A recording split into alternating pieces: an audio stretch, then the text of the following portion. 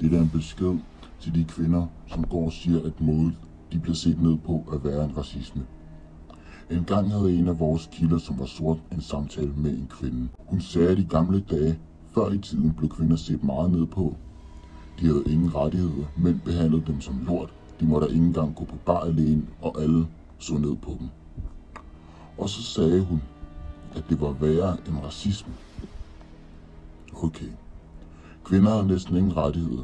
De blev stadig set ned på, og det var rigtig slemt i gamle dage.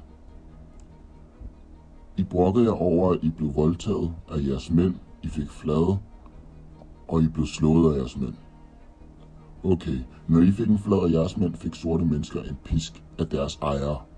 Når I fik kastet en flaske efter jer af jeres fulde mænd, blev sorte mennesker skudt, fordi de var for svage til at fortsætte arbejdet.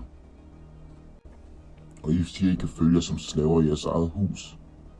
Ja, men i det mindste havde I et hus, for det havde sorte mennesker ikke, medmindre I ser et hus som en stald.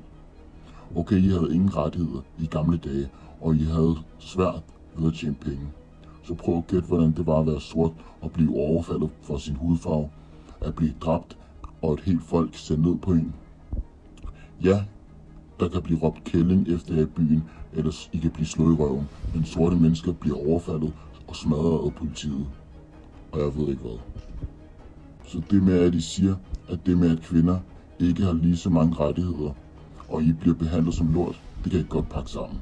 Og så håber jeg, det sidste gang en kvinde har sagt det til en sort mand.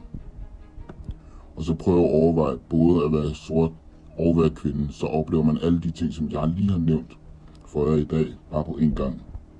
Når I bliver anholdt, hører I det mindste politiet sige, at I har retten til at være stille. Mange sorte mennesker når ikke engang så langt under en anholdelse. Det eneste, de hører, er bang.